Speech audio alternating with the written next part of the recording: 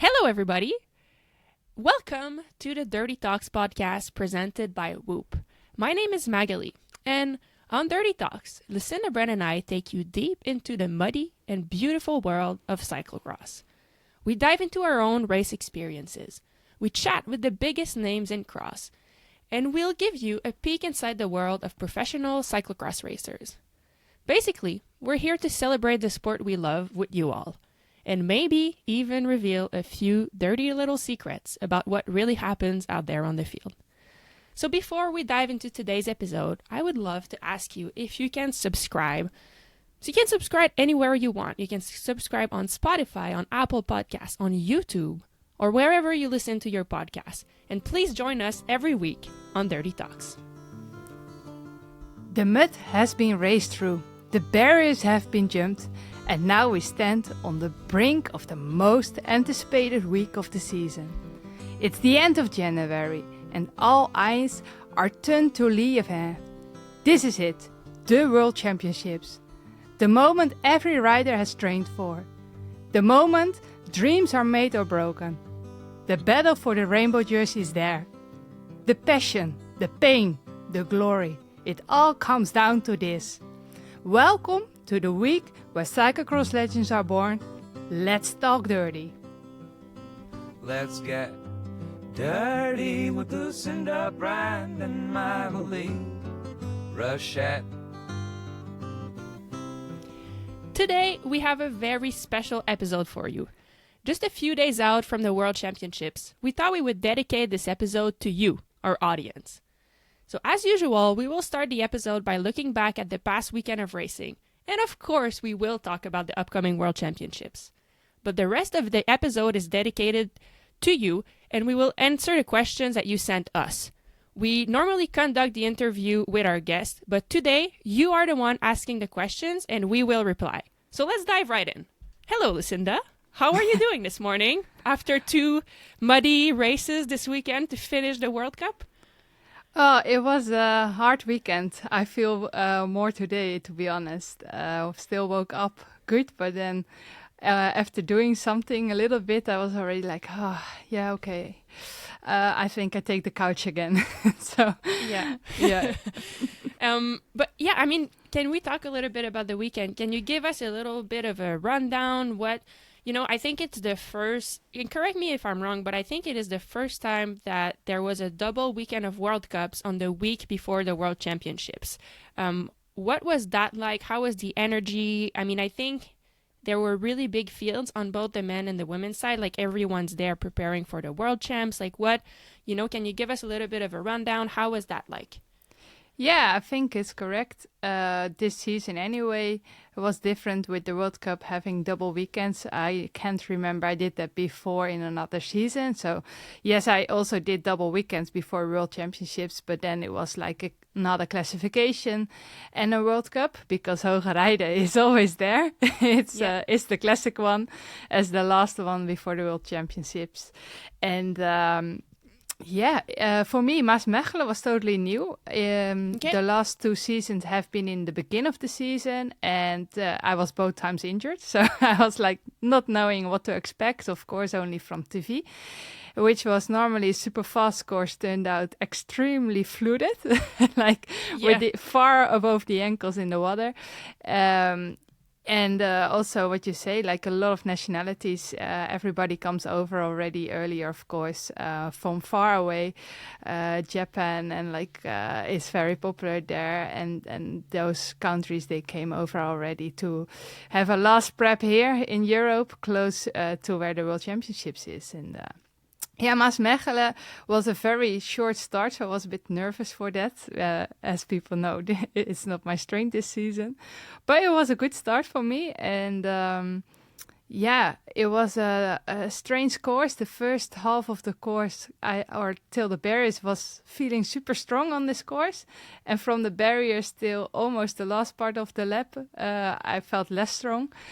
Always like if I had to breathe a little bit again to get some energy back. And it was a day of everybody making little mistakes. Like the off-camber section was super difficult to keep some grip on. The little stones in the water, it was so much. And we kept on chasing positions all the time. Blanca was super strong.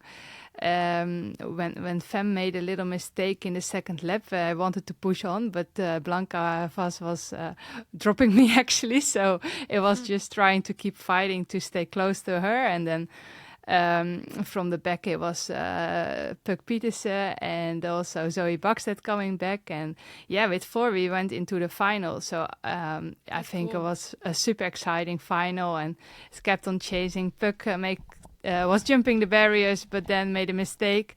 That was one less, and then we were still fighting with 3.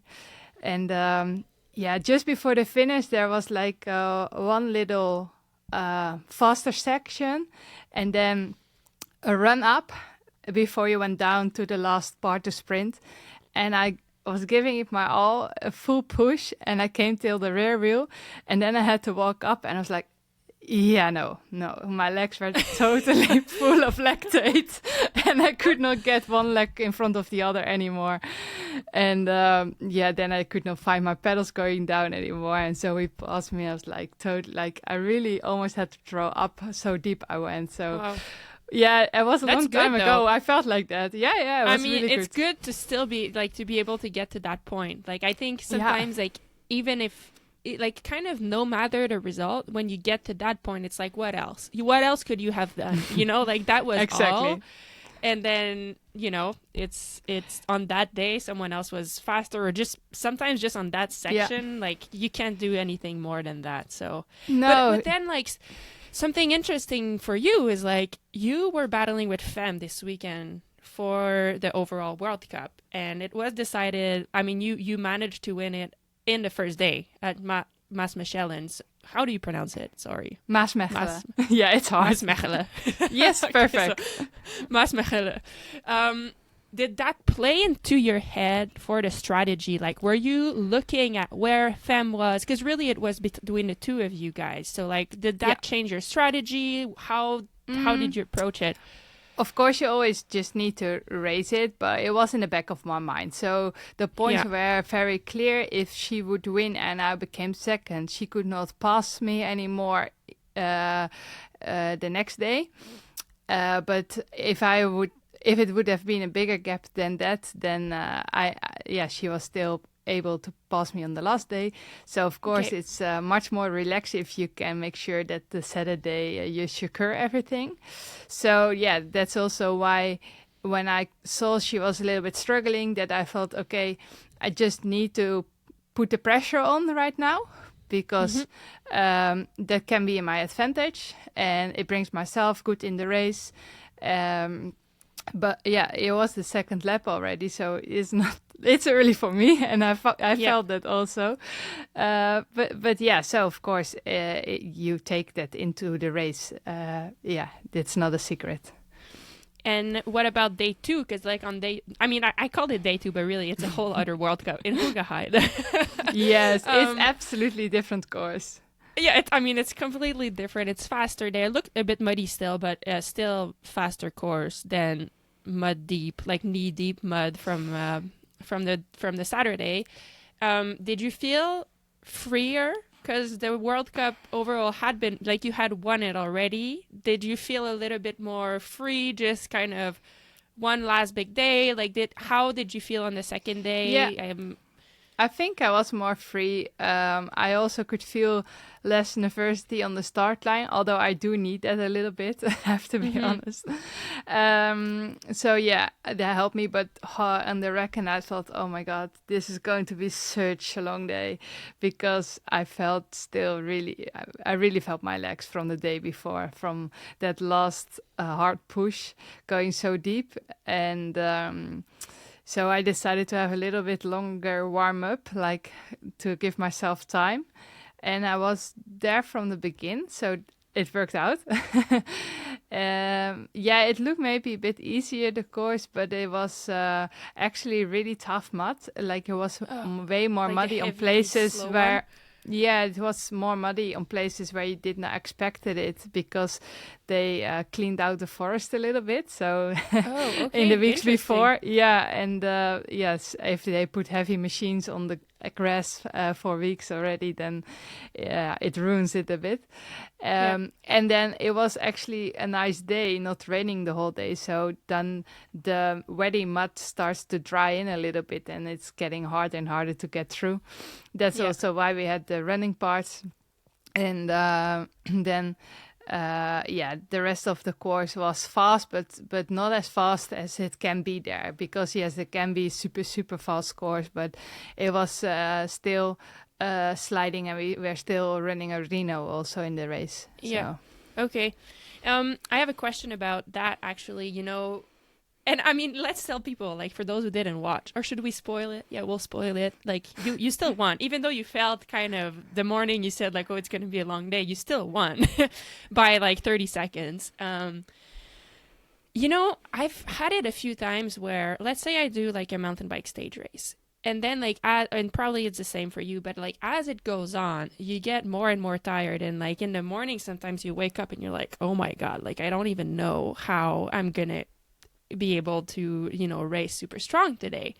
And then sometimes like I try to use these thoughts to my advantage, thinking like, okay, if I feel like this, everybody probably also feel like this, like everybody's human. And so then I think like, okay, let's use it to my advantage of like, when it gets hard, I go harder, because if they're already if everybody's having the same thoughts that I have, then they're easier to break, if they're not, like, if you catch them in not a great spot. So like, do you use that strategy sometimes? Like, okay, today I don't feel great. Like, yes, I'm going to do my warm up longer to make it, hopefully give myself a chance. But do you sometimes use like, okay, everybody's tired, so like, I'm going to push even more? Or like, do you use that? Yeah, well, I'm not stressed about it when I feel shit second day, because especially this one, I knew like every single other rider at the start line raced yesterday as well. So we're all in the same place. Sometimes can be different if another rider didn't race the day before. But I just still know that like I need to prepare myself a bit more, like get my legs ready, and I prepare myself that probably my first half of the race will be less good than the second half of the race. So I was getting ready for like having a good final push, getting into the race. But actually, Sunday it was already from the begin good. So I had an okay start, could be maybe a little bit better position going up the bridge, because from the bridge on it was straight deep in the mud, and with the whole bunch going into it, it's always a bit tricky. Chaos, yeah. So I ended up maybe a bit too far in the back, but then could manage to get myself moving up quickly, and ended up being very quick with Puck alone, and she's a rider that also wants to ride, so that's really nice. And together we pushed it. Then she already made a mistake, and I felt strong while we were pushing, so I was like, I was not afraid to get it going and ride alone on the course, because it's not always an easy course to ride alone. But if you really have a strong day, it's definitely not a bad situation. Where some courses it's better to wait and go, but this case there was not. So yes. Yeah, that's, I guess, since it was not as fast, it's okay to ride it alone. You don't benefit as much from the drafting, so that's exactly a good thing. Yes. Okay. And I mean, before we dive into people's questions, like I just want to kind of go back on, if you want, like on the World Cup overall, and the fact that you had such a good, like, consistent season. First, how does it feel to have won the overall? And also, like, looking back at your season, I'm curious, like, can you share with us, like, if there's a highlight for you, something that kind of stands out as like really a highlight of the season? And also, like, on the other side, are there any major obstacle or difficulty that you face and that you had to overcome over the season that maybe people don't know about? Or really, was it just smooth? Like, can you just talk to us a little bit about that whole season? Having a whole cyclocross season smooth is, I think, a big dream scenario, and for nobody really possible. But yes, it was a really great World Cup season with all the results I made, and something that I really did not expect. It was also not from the beginning a goal to try to win the World Cup overall, because to be honest, on the beginning of the season, when I prepared my schedule, I was really not sure that I would be able to do that with all the competitors on such a high level right now. So my goals were on a different place. But while the season was going, that goal changed, of course. So winning this overall also means a lot to me. I won it before also. But I think it's fair enough to say that this is one of the more compatible seasons, like with the other riders who are so strong, and that the levels are so close to each other. We had also many different riders winning one of the races. Yeah. I think more than ever before, which also shows how more strength in the widest came into the bunch, which is fantastic that it's happening, and I hope it keeps growing like this. But that also gives for me this overall title. It makes it bigger than maybe the two ones I won before. Yes, more meaningful. Yes, absolutely. Mm-hmm. But it was not always smooth, Maghalie. I struggled. No, that's just exactly. I just thought, from the outside, maybe people think like it was smooth the whole time, but of course you don't share all the obstacles, so that's why I'm asking. Exactly. No, I struggled a lot with back pain. And really, sometimes they almost had to get me off the bike behind the scenes. So for sure, one of the other riders sometimes saw like how, as an old lady, I was sitting on a seat or getting up from the seat again, or trying to change my clothing. That was not always so nice. It's not so nice if you go to bed with pain and wake up with pain. Mm-hmm. So that was definitely in December was mentally hard in the beginning, because I really had the feeling at that point I could not control it. But through the treatments I got, and certain point was almost every day somewhere, it thankfully went at least a little bit better. It's still a bit unclear, like when are the best days and when are the shitty days. Sometimes I did a lot of treatments and felt super balanced body, and then I have really a lot of pain. And that was, for example, happening in the Rekken of Benidorm. Then I even quit my Rekken and went riding on the road, because normal riding on the bike I have no pain. So this is the good thing. And also the good thing is, because I was in Spain with the road team, and they have a lot of sources, and because they treated me so much, I knew that my body was totally imbalanced. Actually, they knew there should be something else. So another reason why it kept coming with the pain. And we do know now, because we could do an MRI. So we know like there's a little infection on the joint in my sacrum. So it's nothing that I have to worry about, but the pain is annoying, and we also know how to treat it. So I got a full list of stretching exercises, because I'm too stiff. So hopefully when the road season starts, I'm almost rid of those back problems, because this is of course not so nice. Well, that's why I wanted to ask, because people don't see that from the outside, and you just watch on TV, we think that everybody's going just so flawless, but the truth is there's always some battles behind, and I think it adds meaning to the things you accomplish when you know that there was some obstacles, and it feels more relatable in a way for people, because everybody goes through struggle in their own goals at home when they're trying. So I think it makes it relatable when they know that the pro racers that they watch are also, having some stuff going on sometimes. So. It's not always sunshine. Exactly. Don't worry. Exactly. Yeah. Last thing about this weekend, I mean, Blanca Vash, how she was so strong. And it is not a surprise. Like, Blanca's been strong for a really long time. And I think a few times this season, she like popped, she was fighting for podium a few times and she's been strong. But really, this weekend was a really good one for her, winning in Maasmechelen and then finishing on the podium again in Hoogerheide.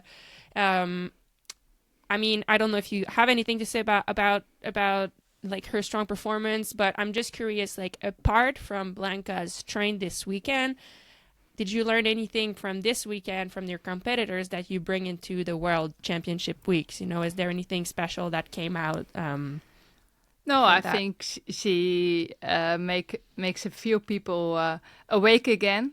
For me, she would be always someone to keep in mind. It's a rider who excels on championships, which is a really good strength of her. You can also, if you check back some road championships, you will also see her there popping up as a interesting rider, bringing good results on as well. So yes, and she always peaks for those championships. Like last year, actually, she got second, really close to Femme in Hoogerheide, and then she got COVID. She couldn't race at the World Championships, unfortunately, but she was still there. And so I think, like as you said, she's one of those that she targets those big championship races. Let's hope she doesn't get sick now again then. Oh my God, becoming second again. So let's hope everybody who was so informed already, is there on Saturday as well. But yes, she's a very good rider. Of course, I think Maasmechelen suited her even a bit better with the type of course, like a few little short punchy climbs, and she really loved those kind of things. So it was definitely, you could also see her on her body language, she really enjoyed it. And that way Hoogerheide was maybe a little bit more pushing, but the fact that she can back off to Puck and to Femme, that says enough about her strength and her level right now. So yes, we can make ourselves ready to fight with her. That's so fun. Yeah, it was cool. I like Blanca. It was cool to see her back at the top because she's had some ups and downs too. Know, it's not for her also not always been smooth, and she's one of those that she's from Hungary, but she spends the whole cyclocross season in the Netherlands. In like Belgium close also. to where I was staying. Yeah, and not always easy for her to be away for so long. So like it's cool to see. Like you could see in her body language how proud she was of winning and like how much it meant to her. Like when she won that sprint, so it was like pretty cool to see. So we spoke also a little bit with her mechanics, and they were like, yes, finally, this was really what she needed it. So yes, you can see it on all the surrounding of her, the people around her had the same expression. I love to see that. It's cool, when you see that, it means so much. I love to see it. Yeah, everybody goes all the weeks with each other. So it's also, of course, normal that they share the enjoyment or the disappointment when it goes wrong. And yes. Yeah. All right. I mean, recovery zone. We have a few questions. So a lot of people sent us questions. I mean, a lot. Like we selected a few just because there were too many. And so I think as we go through the rest of the episode, we will sprinkle in here a few questions. Like most of the questions are coming from the audience. We will not mention the name every time just because a lot of them came from like an Instagram kind of acronym. Kind of hard to tell and we sometimes. put a lot of the same questions or almost same questions. We try to collect them a little bit in one big question. So we hope most of the people get their answers. Exactly. So, I mean, let's start with the recovery zone. Something I'm curious, can you, and I wish I could participate, by the way, like sharing what I would do, but unfortunately, I am not racing world champs for the first time actually in 8 or 9 years. Wow. So yeah, pretty sad and pretty hard to miss it. So I'm sorry that I can't participate in this next question. But I mean, can we talk about what your week will look like from now on? Like we are Monday, people, we are recording this Monday. So from now until World, which are happening Saturday for the women, what will your week look like, and how do you balance the recovery, the training, mental prep, and also the media request, on a week before Worlds? Well, to start with the media, so we made that plan already before. So we arranged, or we let all the media know that I was available on Monday morning if they wanted to have questions. But most media, they just use the Sunday Hoogerheide race. They can see you in person and so on. So we did that. And the rest of the media have to wait till Saturday after the race. You have to set limits, otherwise it takes too much, right? Yes, so the federation also always decides that it's free for the riders. The federation will not provide any media moment for the country as a team. So that's really nice. So we can really make boundaries there, like barriers, how that people cannot cross the lines, and that we can just focus on the racing. All the hard work for training and stuff is done. Everything that I train now is for what comes after the World Championships, is not adding for Saturday.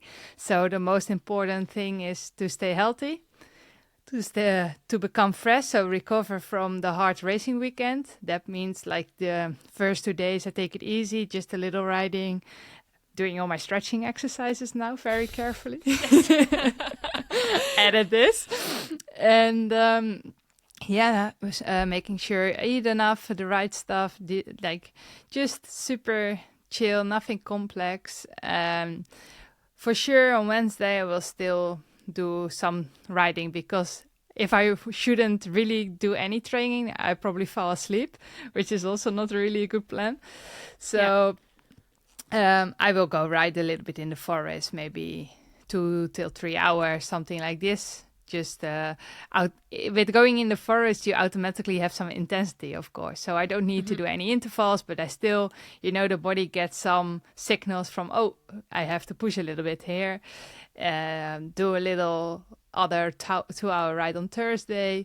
And on Thursday, I will also travel to Liévin. It's not so far, actually, because it's just the north of France. So I can really close to Belgium, actually. Yes, it's very close to Belgium. So that's also, I think, many people, we will have many spectators, I guess, also because of this. But on Thursday, I first still will go to my physio to have a last check, and then we drive down to Liévin.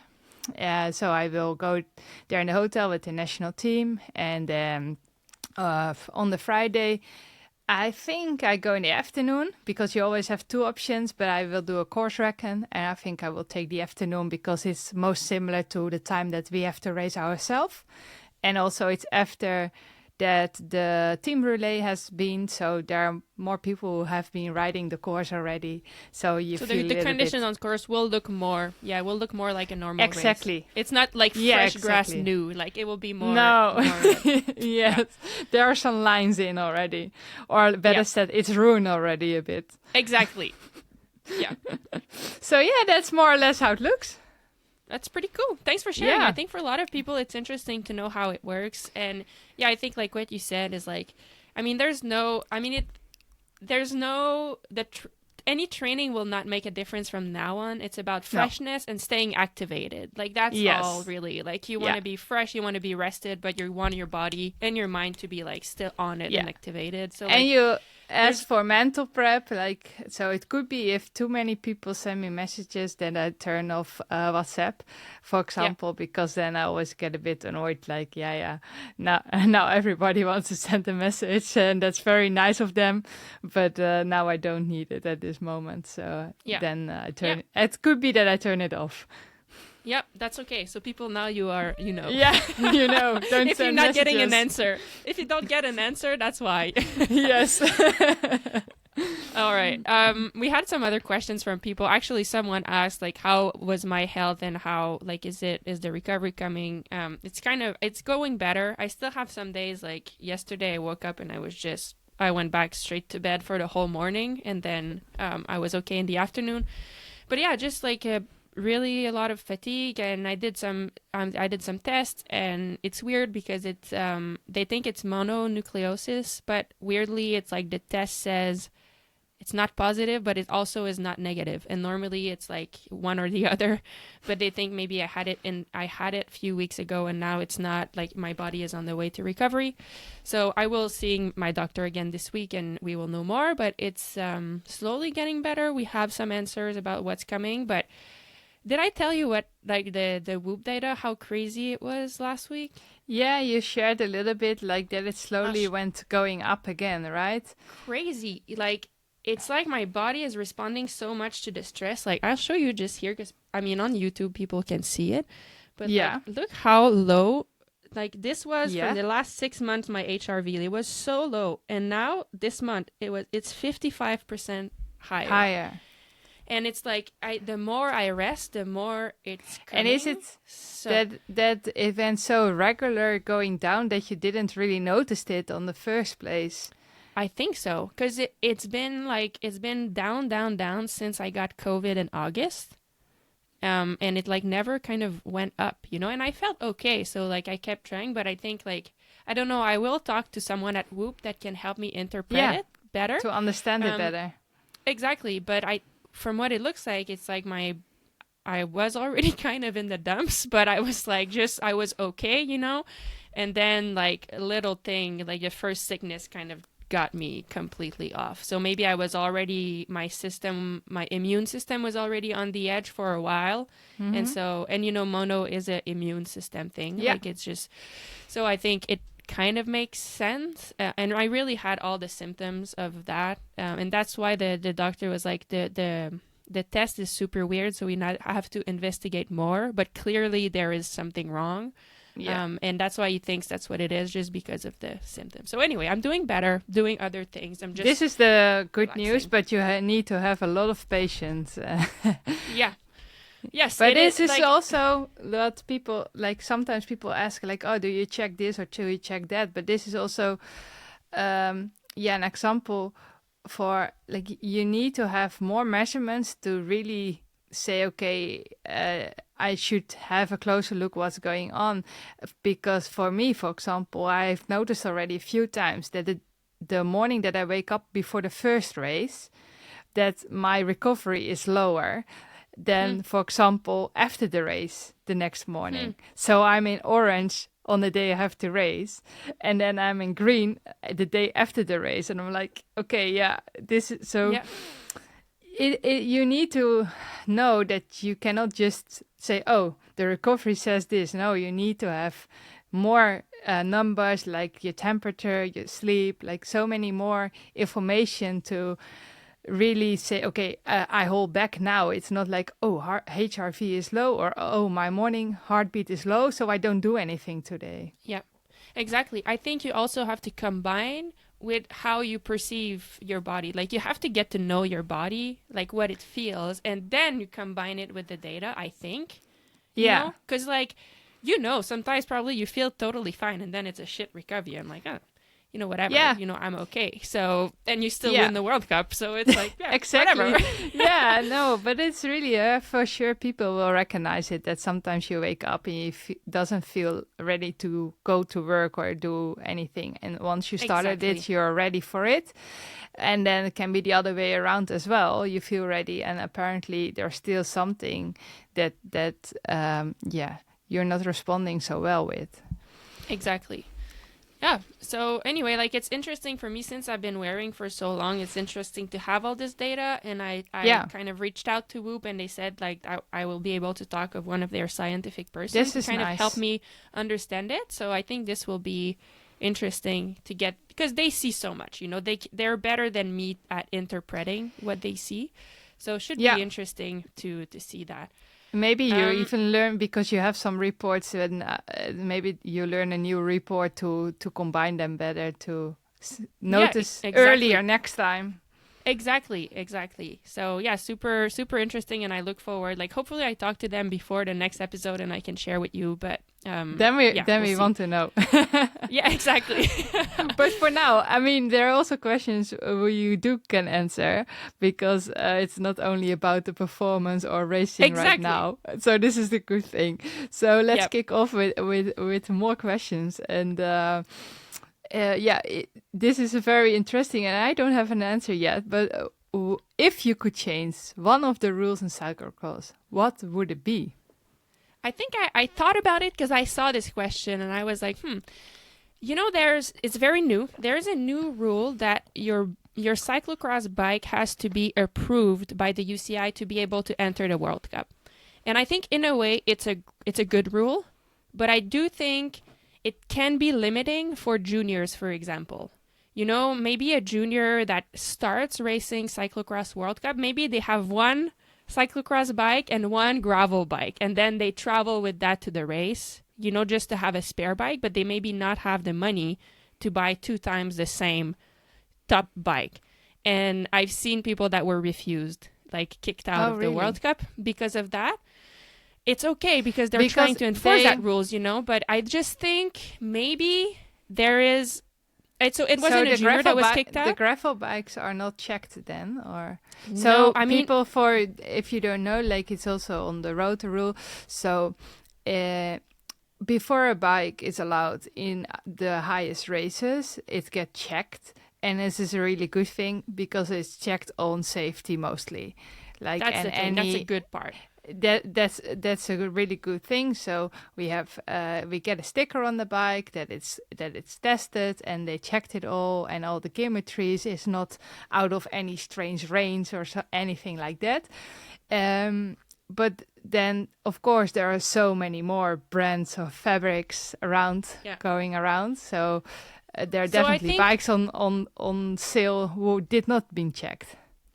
So that's the thing. And I think like the UCI was smart about it because like they enforced the rule instantly for elite, and for juniors they have 2 years. So like no juniors was kicked out, but I do know some juniors personally that were super stressed about it because they're like, I only have one bike, the other one I take my dad's gravel bike, you know, just to have a spare, you know. Mm-hmm. And I think it's okay but as of next year it will be enforced for juniors as well. And I think it's a direction, like I know the purpose is good, but I just think like it's already an expensive sport that you need to have so much equipment, and I hope it doesn't become a barrier to entry for juniors that would like to participate in World Cup and maybe they can't.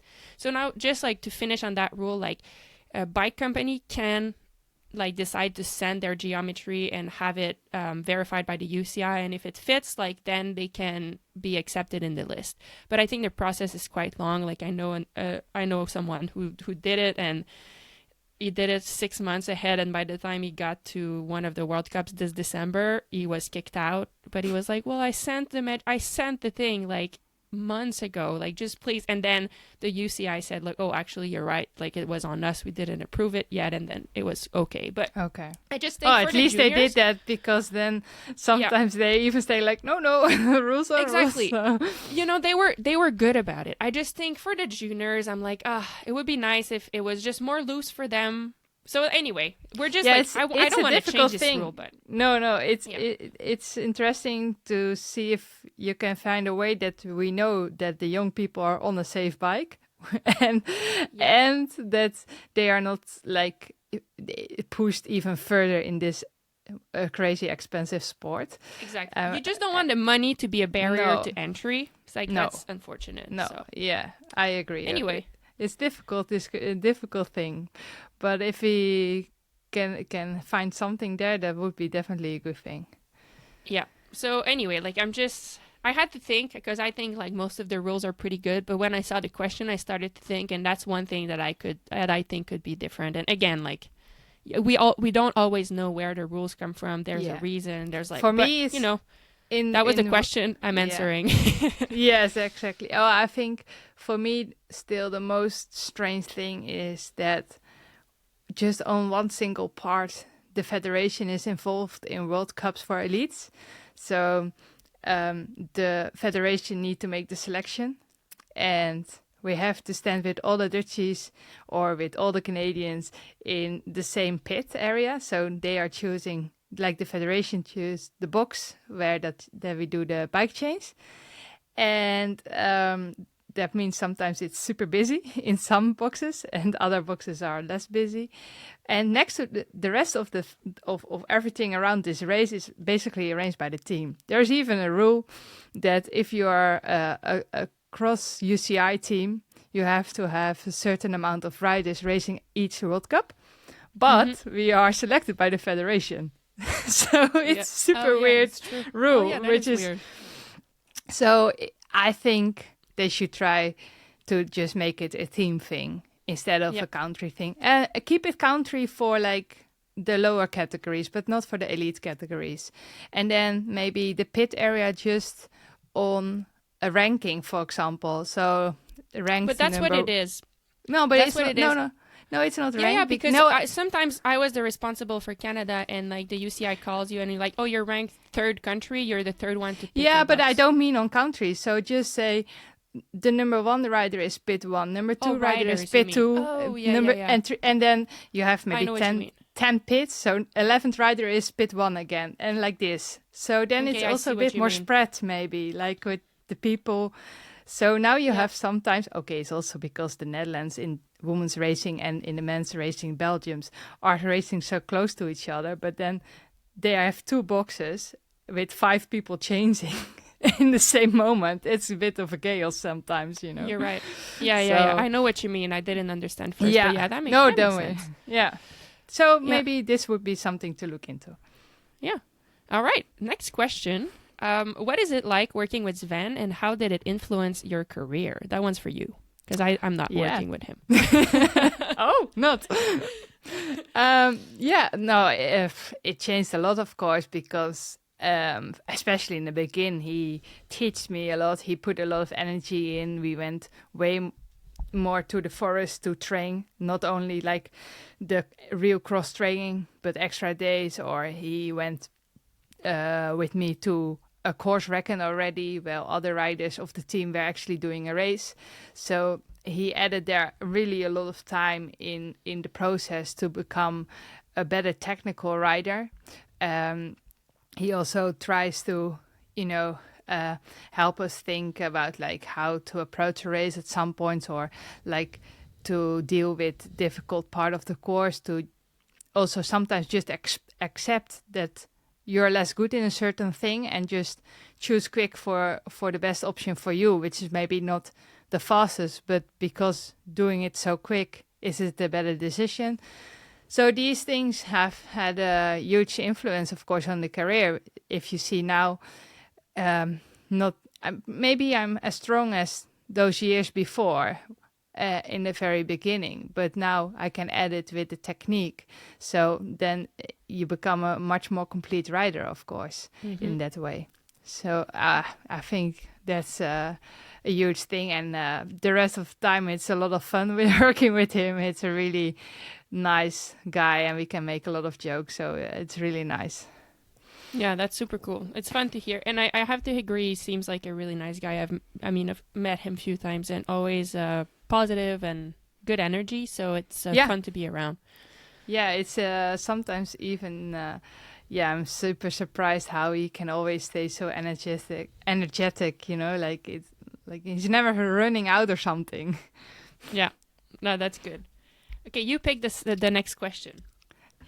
Amongst the long list that we have.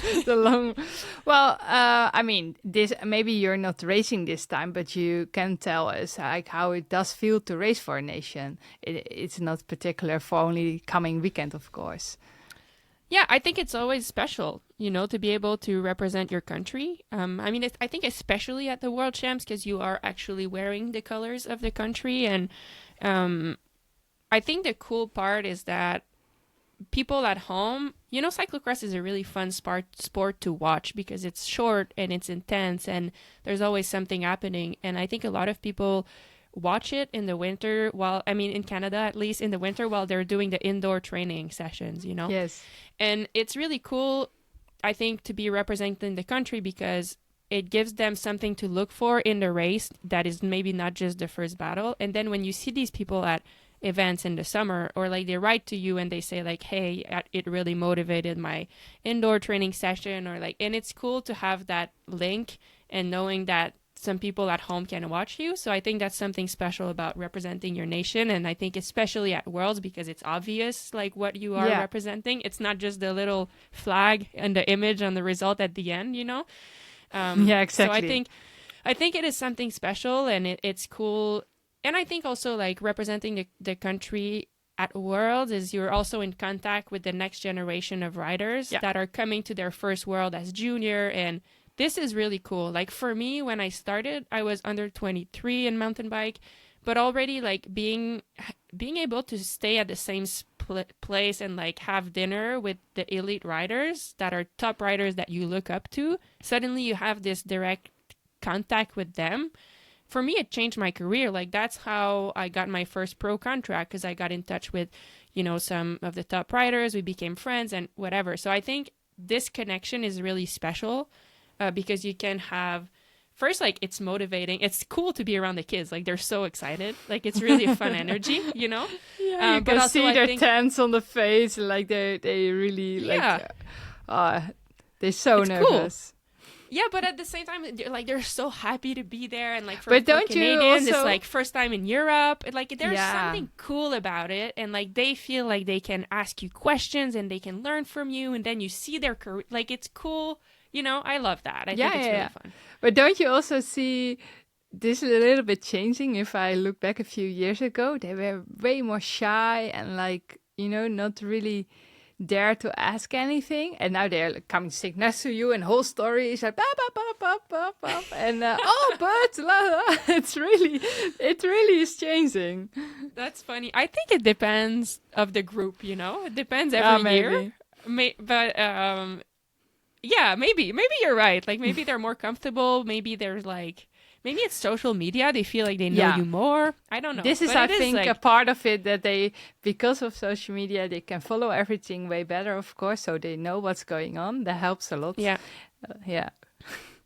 So I don't know, for you, like actually, you know, does it make a difference? How do you feel representing the nation? It's still always special. I think when I was a bit younger, it feels bigger. You always have to, if you do something so long, you have to be careful that it doesn't become too normal, you know? So I'm so familiar with the situation, and we go always, like the coach was calling me, we gather on Thursday. I'm like, I planned that already, you know, like, you know already exactly what's going to happen and these kind of things. But still, I think it's special and really good also to have still this connection, and like you say, also the people at home still look different. Also, even if we are racing in our own kit, they still connect themselves with being Dutch in my case then. So you can hear that. Like you hear still like, there should win a Dutch girl, or like this kind of feedback you hear, like the way they are cheering or reacting on things. So for sure that is still part, that it makes it more special and also is important. And I think also someone asked about if the national championships is still, if that jersey still matters because so many competitors are skipping it. I think this is a bit related. Yeah, I also think it does. It's, of course, sometimes a really difficult choice if you want to have your performance with also other races. Maybe, for example, we knew also Zoe was not going to her championships, but maybe for her is also like she doesn't have really big competitors there, that she was probably like secure to win it. And then she maybe felt also a bit like, but I can have so much more benefit from that training period for the other big goals are still coming. So it's not typically that she's saying like, I don't care about the jersey, but like taking it into the bigger picture. And then it's sometimes really hard to make that decision, or other people should make that decision for you for the bigger picture. But I think it depends every season, depending on how the season is going. But like looking back at the career as a general, like it is something special to have worn that jersey a few times in your career. And like you do, I think as a rider, like that's something that you want to do. I don't know if you agree. It depends every season. Yes, Thibaut sent yesterday a picture in the group's app, and I had to think a little bit. It was the picture of his national champions jersey with the bib number on it, like not attached yet. And he said, I need some crowdfunding, then it's worth it. What was the joke? So he is not allowed to race in his national championships jersey, but he loves it European. because he's European champion. So, and that's above. So you need to wear the European. But he likes the Belgian one way more, and it means a lot to him, really a lot. Also his first title, of course, that also means a lot then. And but the fine is 5,000 euros if he would ride in it. So he was like that's why saying he needs a crowdfunding. he That's needed so the funny. crowdfunding. Yeah. That's good though. But you know, it shows. I think that answers the question perfectly. It does mean a lot still. It means Okay, I have a suggestion. Should we go like a few questions that we answer quickly, just to kind of get through a few of those, and then we can go into like a few deeper one again. Exactly. Okay, Go some ahead. quick ones. What do you yell at lapped riders? For me, I just say, on your left, leader coming, something like that. I always forget to shout aside, so I'm just, hey, because I want them already out of the way before I'm even close, you know? And I'm just hoping that spectators say something as well, because I think that can very help. If spectators mention to those riders, hey, watch out, they're coming, because then the rider also doesn't need to ride the whole lap looking around, you know, like... Yeah. Okay, that's good. What's your favorite CX cyclocross conditions of the year? Yeah, I think still a bit muddy. You know, like doesn't need to be then the Monday after every week, but a little bit of mud. Yeah, for me, For you? I love the muddy, slippery. It's like, so not necessarily the deep ones, but what like Besançon is kind of like that, or like Hulst looked like that. I wasn't there, but it looked, you know, the slippery kind. I really love. Yeah. Your favorite start position? Oh, first row, of course. First row, and usually kind of, if you're first row, I think the middle is pretty good, because like either way, you know, you're good. But tell you I what, think or me? behind Mary. Yeah. Actually, second row behind Mary Schreiber. What about you? Yeah, well, I was actually not always... for me, second row was fine too. Okay, still in a place like in a co-op that I had options to choose where to stand. So not as last from the second row. But maybe it's also with me slower starting. So my reaction time is better because there's a little delay, of course. And then also you're straight away sheltered. So you are in the slipstream. That's good. You know, that brings me to maybe a bit longer question, but we're on the start thing. Yeah. So some person asked, you know, why did you have sometimes many problems at the start? But also another question, which I think may be related. How do you pace your power effort during the race? Lucinda's power seems to build gradually in the race. So is it maybe like the start is a choice to start a bit slower and then accelerate? Like Namur is a good example. Like you can kill yourself on that first climb, you know? Yes. But maybe it's smarter to start fast but in control, and then you build. Like, so that's a question. Like there's two questions from the fans, but I think like you go for it. Well, Namur is a great example. Absolutely a race where I start with in mind, don't start too crazy. But you also don't want to be too far in the back to be hauled up, because then as soon as the technical part starts, you can't pass them. So you need to balance that.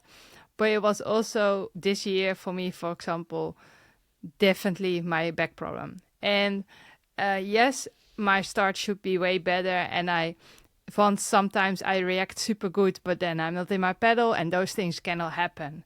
I mean, I'm old enough, I'm experienced enough, it cannot happen that your feet is not in your pedal, for example. But power-wise, there are two things. I think my back is a little bit there, like, because especially when I just need to give a kick, sometimes I have a little reaction. So maybe without even thinking, I hold back a little bit there. But we also have a very, very explosive riders now in the front compared to a few years ago. So I think it also stands, it's more visible for people that my start is not so good compared to other years. Because if you have very good explosive riders at the first row, they can not only start quick, but they also can keep it going a little longer. But if I have the chance to balance it, I would definitely not go all in. And sometimes I hold myself also a little bit back, but it's also just how my body works. So I also sometimes try to trigger myself to go deep in that first lap and to trigger myself to push deeper than I actually think I can at that point. And then my second lap is sometimes a little bit, I need to refine myself a little bit. There was, for example, in Dendermonde, I really was like, I need to be there the first lap. And then the second lap, I really had to overcome a little bit. Yeah, that's super interesting. Thank you for sharing that. Good question, people. Okay, couple quick ones again. Kind of in any kind of order. Someone asked, should we be getting a skills coach for cyclocross, or should I just go as I learn as I go? I think a skills coach or joining a skills clinic at some point can be huge, because learning as you go on your own, there are things that you won't know how to do, like how. But if someone points it out to you, like, oh, you need to put your weight in your feet, and oh, it looks like you're looking down, you need to look up, or like just things that people can tell you can make a huge difference. And then when you're on your own, you know what to work on. So I think it makes a huge difference. Get some of those tips, and then just sometimes video yourself and analyze. Then you can see it because you use those tips. That's a great question. Less expensive.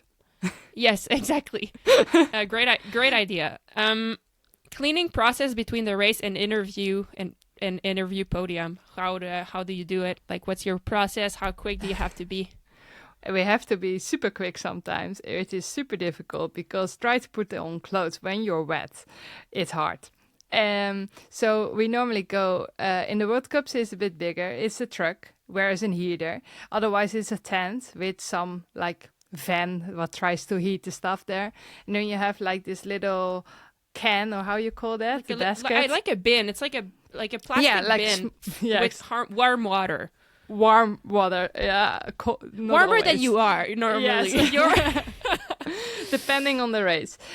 Sometimes you get a little towel and a seat, and you just try with this little bit of water to refresh yourself, get the mud off, take all the clothes off, put it all dry on again, and all the muddy stuff gets in a garbage bag or anything you have with you to throw in your bag, and that's how we do it quickly.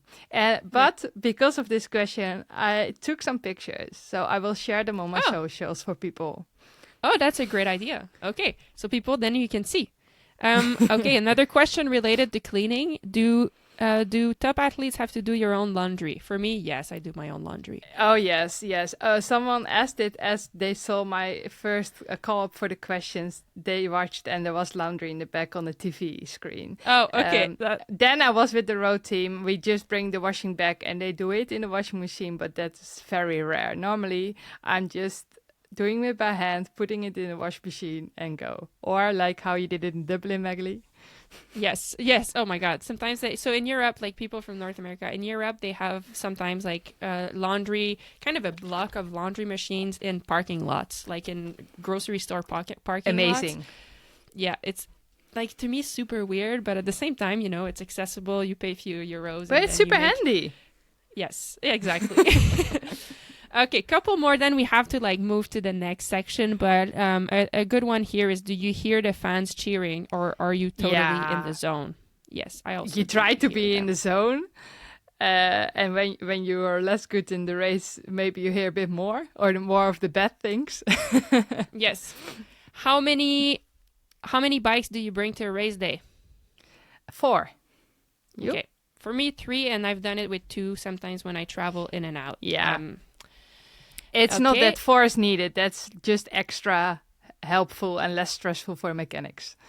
Yeah, exactly. What do you think? We go through a couple general questions and then... Yeah, okay. You keep the lead. What do you like to do in the off-season that is not bike-related? I really like to work on things in the house, like painting or something like this, because you see the process, so it's still kind of making a goal there. I like to ride on my motorbike. If the weather is nice, that's a very important thing there. Yeah, yeah. No more rain riding in the off season. Okay, yeah. On my side, I like to do.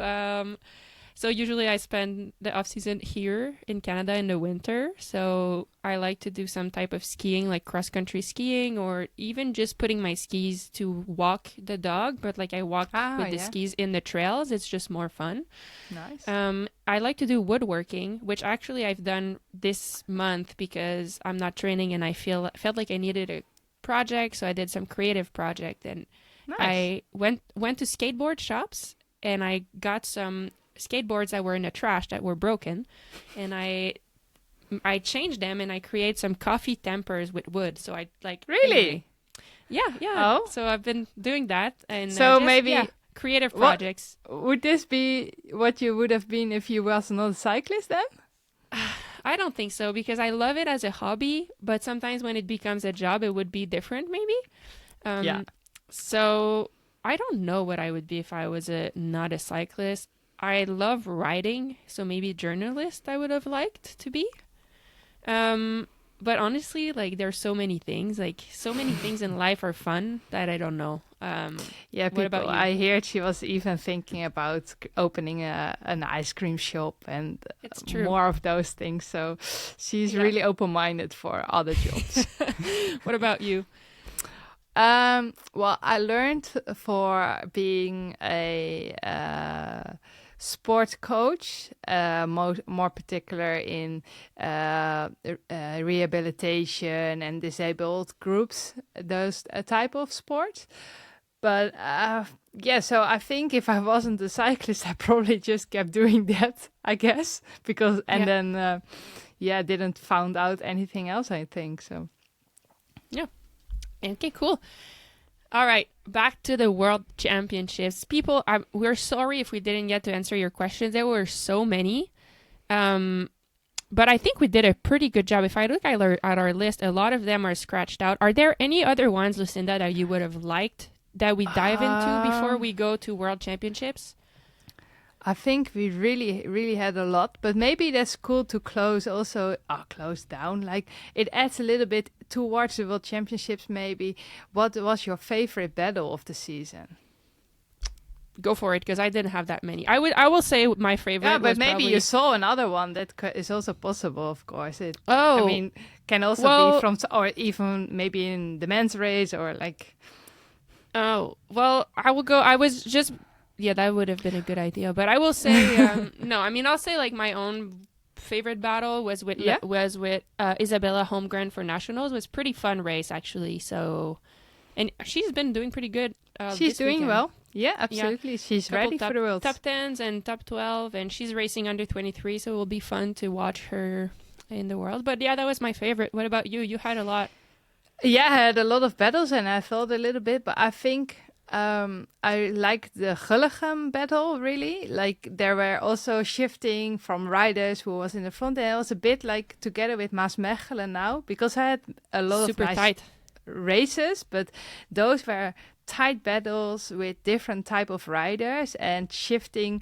Like, I think a spectator could not really say, oh, this rider will win. And this is something I really like. So that was something that stand out for me. Agreed, that was good. I remember watching early in the season. I watched. I think Ruddervoorde maybe there was. Ruddervoorde was really good. That's the one I was gonna say. It was you, Celine, and Sarah, and then in the end you and Celine. But it was like Fem really also is still a little bit. I think. Oh, Fem was there too. Yeah. I remember this one was too. Pretty good. Like until the end, you didn't know, and that was a fun one to watch. Good question. Okay. World Championships. What is your... Before we dive into Liévin, what is your favorite World Championship memory? Oh, wow. I think... Oh, there are so many memories suddenly coming up. But I really will never forget the World Championships in Valkenburg. It was amazing. I think it probably has been my second World Championships in cyclocross. And I knew I could probably get a podium, but it was going to be very hard. And this course was so tough and crazy. And I also remember because the disc brakes were just getting out and popular, but my bike didn't have them. And with my terrible technique at that moment, I definitely should have used them, but I did not have them on the bike. But the crowds were amazing. They were really amazing. I mean, they're always really cool, but this is really stuck in my head. It was really cool. Cool. I think mine is BLS in 2017 in Luxembourg. And what is the my favorite memory about that is I was then on the Cliff Pro team, and that week Katarina Nash, Eva Lechner, and we kind of spent the whole week together getting ready for it. And we had just such a good chemistry and such a good vibe. Like, I remember we pre-rode the course together, and we just had, just so so fun, so positive and so fun. And then on the day of the race, for me, it was my first World Championship. And on the day of the race, all three of us had a great race. Katarina got third, I got fifth, Eva got sixth, but all so close. And I remember it was just it was such a heartwarming, fun. I don't know, the group was so much love in the group, and I just will remember this my whole life probably. Yes, of course the race was great, but just the relationships kind of was really, really special. So I think I'll remember that for a long time. It creates the perfect vibe to build up a certain tension, but a good tension. Yes. Not a tension between the riders, but a tension for the excitement for the race. Exactly. It was really something cool to be part of. So I think I'll remember this for a long time. Okay, now Liévin. This weekend. What do we know about the course? It's first time there's a World Cup or World Champs there, but I think they had the French Championship there a few years ago. But it's a new course, so we don't know much. Do you know? No, what do you know about it? No, I don't know a lot. Yes, in the past have been big races there. They had French Cups, like you said. But then always for World Championships, they love to change things. So I even didn't really took time to check out those videos, because for sure you can find those races back. But I was like, if I'm going to search for this, then anyway will be different again. So the things that I do know is it's French, and in France the course is always super wide, so the corners will be wide. I think that will be a bit similar to what Hoogerheide has nowadays. They really try to also create that in Hoogerheide the last couple of years, to have a wider course that makes that you have more options and more lines to choose from.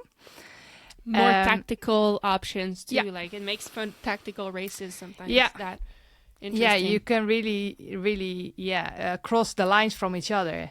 And then what I also know is that there is still some uphill, which is a bit comparable or harder than Besançon. So, of course, a lot is depending on the weather. And the weather forecast right now is still now and then some rain till Friday. So, and then it should get dry. So for sure, it's not going to be a super fast course, because then it should be dry already for a few days before. Yeah.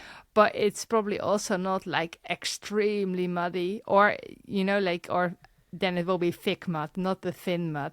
It will not be super watery, I think. Yeah. So okay. I mean, on Friday I can tell you all about it, but for now I think what we should prepare for is just a hard race, a race where you can have long power sections, I expect. Okay. I'm excited to see. Always fun when it's on a new location. It keeps it fresh, keeps it new for everybody too, Yeah, absolutely. So interesting for that. So, and the French, I love the French fans, and the French are they're so good. They're really good fans. Like, they love their cycling in France, and I think the vibes will be probably pretty good over there. So I'm kind of bummed I missed it. I'm missing it, but whatever. It is what it is. Yeah, of course you're bummed. Who will be the most dangerous rider for the win? Well, we can't forget about Femme, who won the last 2 editions. Of course, you have been on the podium ahead. every time. Yeah. No, Femme maybe didn't had the last racing weekend how people expected it, but for me, she will be there Saturday. I'm not. I mean, she's ready. She's super strong. It's not suddenly gone, and of course she wants to have the 3rd title. I think too. Remember, we talked about it with Céline the other week. Like throughout the season, you never know where people are at with their training and resting, depending on what they're targeting. Yeah. But the World Championships, everyone is targeting. This is the thing, and so that's like, okay, maybe Femme was not at her top this weekend, but who knows? Maybe she finished a big block of training with this, and then she will be fresh out. Like, we never know, but we for sure know that everyone's targeting the Worlds. I think other notable things, Zoe. Remember, we talked about which category she decided to go under 23. So interesting for people to know. Mary will be. I think. Marie, exactly. Isabella, who was in the top 10 this week, will be under 23.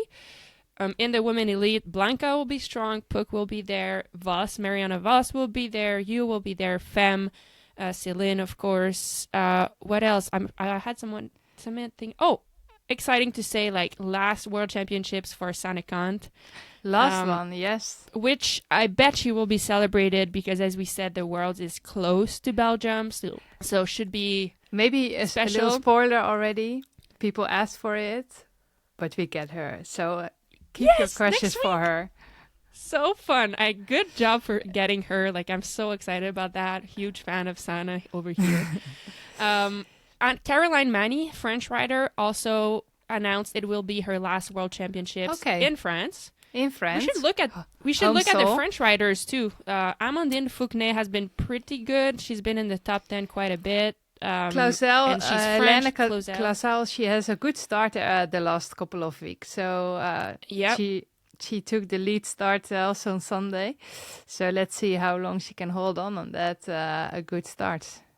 Yes, and on the men's side, it just was announced today that Wout will participate. So big change. So Wout, Thibaut will be to watch because he's been so strong. Even though he didn't race this weekend, he's been super strong. Yeah, he's a little bit ill, so it's a bit. We have to see how. But I remember myself, of course, maybe a men's level is even harder. But last year I was also a little bit ill right now, and I still had a really good World Championship. So he should not stress. And then he's there. Lars van der Haar is back also. He had a little bit of a harder period during the Christmas period, but he seems like really back after in Benidorm was already good. Now again. Again on the podium. Joris. Yeah, he was on the podium. He was on the podium this weekend. Pretty impressive. And he got second last year. Yes. Remember at Worlds? He really knows how to do that. And what I'm also, if it's a hard course, of course, it's probably going to be his first World Championship. Only now I think he will be going. Joran Wisera. I'm now doubting. I'm not 100% sure anymore because like Wout added on the because of Wout. Yeah. Yes, but I think I think he's still on. He's had a good season. He has an amazing, and especially in the harder conditions, he's doing super well. So maybe saying that he's going to do podium is a big thing, but if he can keep up for a long time in the front, that's already a really good job, I think. Yeah, for sure. So, I think it should be really good races. Do you want to play the game of making a podium prediction? Oh, my God. Yeah. Okay, let's start with the men because it's easier. Yeah, that's easier. Okay, let's do men. wins. So I think Mathieu will win. Yes. I think Mathieu... Wout. Wow. No, I think Mathieu, Thibaut, Wout. That's what I'm going for. Yeah? Oh, wow. No, I think Mathieu, Wout... and then Joris Nieuwhuis. Okay, under 23 women, I'm very interested about this one. I think, I don't know, Mary or Zoe. I don't know the order. I think the podium will be Zoe, Mary, and Isabella. Yeah, I can tell something about Mary. So last Friday, she crashed pretty hard on the course. So she injured her finger. It was dislocated. And she hit also some of her ribs. And everybody knows when you hit some ribs, it's very painful. So that's also why she didn't perform the way we expected to perform last weekend. So hopefully she has enough time to heal up herself and to get a very strong race out of it. And then she's definitely on the podium. Yeah, I think maybe Zoe is really, really strong. She did super strong Saturday, so I think she will win it. Yes, I think also that Isabel has a good chance for podium. So when I think so Marie is just, if she can fight like she did Saturday, then she will become second. And then Holgram has still the future, so she will take her first podium there. Okay, and elite women. Then elite woman. Tum, tum, tum, tum. Go first. Go first. Oh, it's so hard, to be honest. Like, yeah, well, of course, I just throw it in. I'm going to win it. I mean, I'm just putting my wishes. If you don't say that, here. Come on, you had to say that. Like, otherwise, it's like, well, if you don't believe it, who else? You know, who else will believe it? I just put in my wishes here, and then I will beat Fem and Blanca. Okay, good. You know, just to make it different than you, I think Blanca will win. Wow. I think Blanca, you, and Céline. Yeah, well. Something different, yeah. Yeah. If this is going to happen, then we should have done also some historical research, because it's going to be in a crazy amount of years that a non-Dutch rider is winning world championships. That's true. Well, who knows if it happens? But I'm just going for a wild card, something different. Yes. Why not? Yeah. All right. I think that's it for now. You know, we could have had more questions, but I think we did pretty good job. I want to say thank you, everybody, for participating. We received so many great questions. There are some we didn't get into about interval training, like our favorite way of training and all that, and maybe we will get to it later, but we had to keep it a certain length for today, and our focus was really about the World Championship. So thank you, everybody, for sending questions. Thank you. And also thank you for all the positive reactions we got already on earlier episodes, because, of course, we really like to do this, but we also want to bring on more behind-the-scenes stories, and to hear that you guys really like it and enjoy to hear more the background of all the riders and the battles in the field. Really gives us positive energy, of course. Absolutely. It's very motivating to know that some people are listening and that you are enjoying. All right. Hey, thank you so much, everybody. Thank you, Lucinda. Good luck. I wish you a flawless week. Don't forget your stretches. No. I'm joking. And yes, people, just one last time, thank you to Whoop for allowing us to bring you these episodes every week. Thank you to Whoop also for allowing us to stay on top of our recovery every week. And yes, if you would like to try Whoop for free for 1 month, you can go to join.whoop.com/dirtytalks, and then this will give you a free monthly trial. So you get to try it for free, see if you like it. So go check this out. Thank you again, everybody. Good luck this weekend, and talk to you next week. Thank you.